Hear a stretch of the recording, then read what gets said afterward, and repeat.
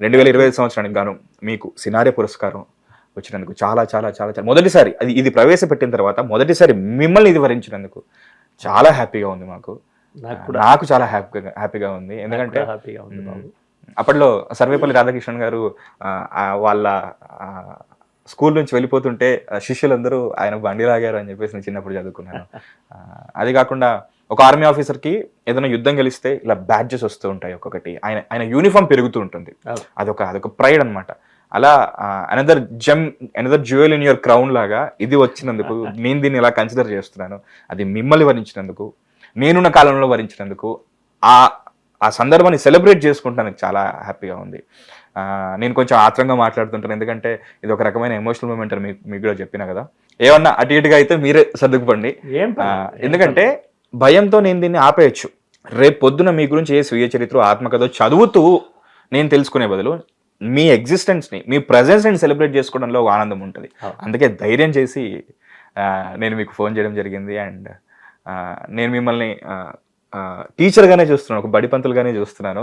So మీరు కూడా నన్ను ఆ శిష్యుడిలాగానే చూడండి. మీ స్టూడెంట్ ఒక 10 ఏళ్ళ తర్వాత కలిసాడు, ఎలా ఉన్నావు అని అడుగుతున్నట్టుగానే మీరు కన్సిడర్ చేయండి. ఎలా ఉన్నారు? ఆరోగ్యం ఎలా ఉంది? బాగుంది, ఆరోగ్యం బాగుంది. నా రచన అయితే అటు పాట కానీ లేకపోతే ఇటు నా వేరే పోయిటరీ కానీ అలా జంటగా సాగుతున్నాను. I'm very happy about this. మామూలుగా కవి ఉంటారు, రకరకాల కవులు ఉంటారు. నేను చూసినంత వరకు మీరు భూమి పొరల్లోంచి పుట్టుకొచ్చిన కవి. మీరు ఎన్నో అంటే అనుభవం వేరు, అనుభూతి వేరు, ఇంకొకరి ఎక్స్పీరియన్స్ని మనం తీసుకుని దాన్ని రాయడం వేరు. కానీ మీరు రాసేవన్నీ శ్రమైక జీవనం కావచ్చు, సినిమా పాట కావచ్చు, సాహిత్యం కావచ్చు, ఏదైనా కావచ్చు, మీరు దాని నుంచి ఏది ఎక్స్పెక్ట్ చేయకుండా రాస్తారు. ఎందుకంటే మీరు ఎక్స్ప్రెస్ చేయాలని రాస్తారు అంతే. సో దాని నుంచి నాకు ఇది రాసినందుకు, ఈ వాక్యం పడితే పలానా వాళ్ళు ఇంప్రెస్ అవుతారు, నాకేదో అవార్డు వస్తుంది, ఈ పదం పడితే, అది ఏది లేకుండా రాస్తారు, నిస్వార్థంగా రాస్తారు, ఎలాంటి భేషజాలు లేకుండా రాస్తారు, ఏ ఎక్స్పెక్టేషన్స్ లేకుండా రాస్తారు. కాబట్టి అలా రాసిన దానికి ఒక రెసిప్రోకల్గా, ఒక బుమరాంగ్ ఇలా వేస్తే తిరిగి మళ్ళీ మన దగ్గరకు వచ్చినట్టు, ఇలాంటి వాటికి ఒక పురస్కారాలు లేకపోతే ఒక అవార్డు రూపంలో మీకు ఒక గుర్తింపుగానే వస్తాయి.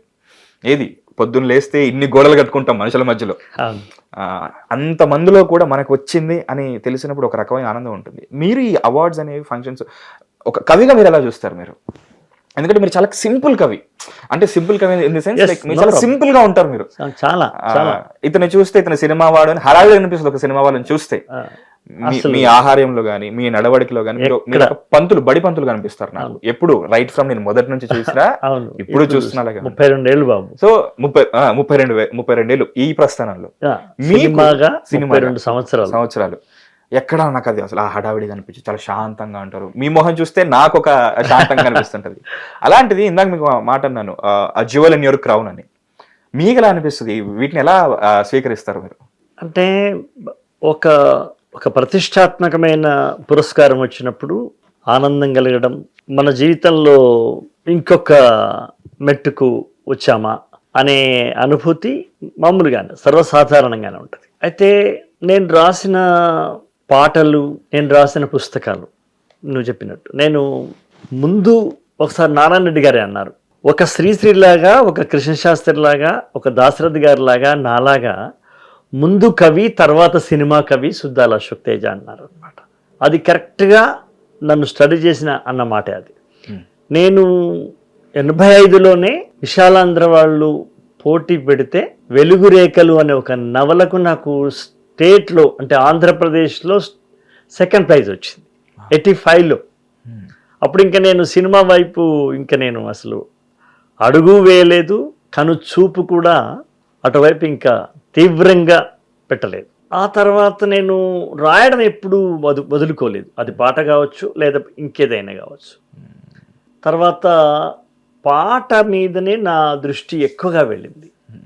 ఎందుకంటే అక్షరాస్యుడు చదువుతారు పుస్తకాన్ని. ఒక సేయింగ్ ఉంది, నీకు తెలుసలేదు, కాళ్ళున్న ప్రతివాడు నడవగలడు, చేతులున్న ప్రతివాడు రాయలేడు. అద్భుతం. అవును, ఇది నేను బాగా చిన్నప్పుడే తెలుసుకున్నవాడిని. కనుక నేను రాయడం అనేది ఎప్పుడు నేను ఆపుకోలేదు. పాట వైపు నేను ఎందుకు వెళ్ళాను అంటే, పుస్తకము చదివే వాళ్ళు తక్కువ నేను ఎదుగుతున్న క్రమంలో. ఇప్పుడు చాలా వరకు ఎడ్యుకేషన్ అంతా అక్షరాస్యత పెరిగిపోయింది. నేను ఎదుగుతున్న క్రమంలో పుస్తకాలు చదివేవాళ్ళు తక్కువ. మా ఊరు మొత్తంలో మా ఇంట్లో మా కుటుంబం మాత్రమే పుస్తకాలు చదివేది. అదే ఉదాహరణ. ఇంకా పాట వినడం అనేది అందరూ వినొచ్చు. కళ్ళున్న ప్రతివాడు చదవగలడు, కొందరు చదవలేరు కావచ్చు, కానీ చెవులున్న ప్రతివాడు అన్ని వినగలగలడు. దానికి అనుకూలమైందే పాట. అది మా నాన్న నుంచి నాకు వచ్చిన పాటే కదా. కాబట్టి పాట వైపు నా మనసు ఎక్కువగా మొగ్గింది. అలా నేను పాటలు రాస్తూ వస్తున్నాను. ఆ క్రమంలో అనేక సభలలో పాటలు పాడి వినిపిస్తున్నప్పుడు నా జీవితకాలంలో నేను పాటలు ఎన్ని సభల్లో పాల్గొనగలను అంటే 1000 సభల్లో పాల్గొంటాం కావచ్చు, లేదా 500. అదే నేను సినిమాలకు వెళ్తే నేను రాసిన క్షణం లోపల 10 కోట్ల మంది గుండెల్లోకి వెళ్ళిపోయే అవకాశం సినిమా మాధ్యమంలోనే ఉంది. వ్యాప్తి ఎక్కువ చెందుతుంది, రీచ్ అంటారు. రీచ్ అనేది విత్ ఇన్ సెకండ్స్ వెళ్ళిపోతుంది కదా. నా పాట వెళ్ళిపోవడానికి ఒక సభ పెట్టాలి ఎవరన్నా. ఆ సభలో ఎంతమంది వస్తారు? 1000 మంది వస్తారు, దాని పరిధి వరకే వస్తారు. ఇలా నేను సినిమా మాధ్యమంలోకి వెళ్ళాలని చాలా చిన్నప్పుడే పాటలు రాస్తున్న క్రమంలో, నా పాటలు మెచ్చుకుంటున్న క్రమంలోనే నేను అనుకున్నాను. అయితే పాట వైపే వెళ్తే కనుక సినిమాయే కరెక్ట్ మాధ్యమం. It's a powerful media. అలా నేను పాటల వైపు ఎక్కువ వచ్చాను. పాటల వైపు వచ్చి సినిమాలో బాగా అంటే శ్రీరామలమ్మ లాంటివి, ఇంకేదో వేరే ట్యాగూర్కు నేషనల్ అవార్డు ఇట్లా వచ్చిన తర్వాత నాకు పుస్తకాలు రాయడం కూడా ఇష్టమే కదా.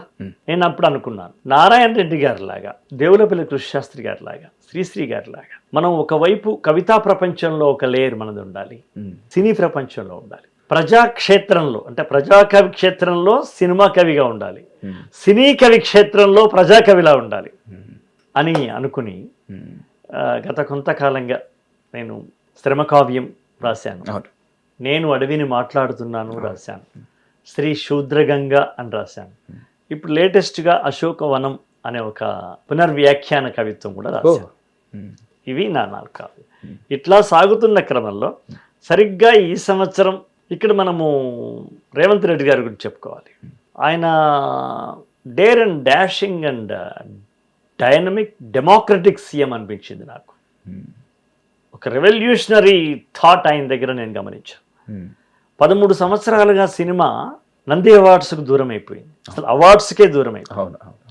అలాంటి సందర్భంలో సినిమా పరిశ్రమలో వ్యక్తులం కావచ్చు, సినిమా అనే మందిరం కావచ్చు, అవార్డు లేని అంధకార బంధురమైంది. దాంట్లోకి ఒక కాంతివంతమైన, ఒక సూర్యకాంతివంతమైనటువంటి అవార్డును తీసుకురావాలని ఆయన ఆలోచించినప్పుడు దానికి ప్రజా యుద్ధ నౌక గద్దర్ని ఎన్నుకోవడం అనేది వెరీ డేర్ స్టెప్. ఆ సాహసోపేతమైన నిర్ణయం తీసుకున్నప్పుడే నేను అన్నాను, is not only Revanth Reddy గారు, ఈజ్ ఎ రెవల్యూషన్ రెడ్డి గారు అని. హిట్ టీవీ యాప్, ఇందులో short news, live news, entertainment shows, movies, digital magazines తో పాటు మీ జిల్లా వార్తలను కూడా ఫ్రీగా చూడొచ్చు. ఇంకెందుకు ఆలస్యం, వెంటనే హిట్ టీవీ యాప్ ని డౌన్లోడ్ చేసుకుని ఫ్రీగా ఎంటర్టైన్మెంట్ పొందండి. Hit TV app. Hit TV app. Please download hit TV app. Hit TV app ని ఫ్రీగా డౌన్లోడ్ చేసుకొని ఎంజాయ్ చేయండి. మీకు నచ్చిన ఎంటర్టైన్మెంట్ కోసం హిట్ టీవీ యాప్ ని ఫ్రీగా డౌన్లోడ్ చేసుకుని ఎంజాయ్ చేయండి. హిట్ టీవీ యాప్ ని డౌన్లోడ్ చేసుకుని ఆస్వాదించండి, ఆశీర్వదించండి. ఇంతమంది సెలబ్రిటీలు హిట్ టీవీ యాప్ ని డౌన్లోడ్ చేసుకోండి అని చెప్తున్నారంటే ఎంత మంచి యాప్ ఆలోచించండి. అమెరికా అమెరికా అమెరికా అమెరికాలో చదవాలనుకునే వాళ్ళకి విశ్వసనీయమైన పేరు మన శౌర్య కన్సల్టెన్సీ.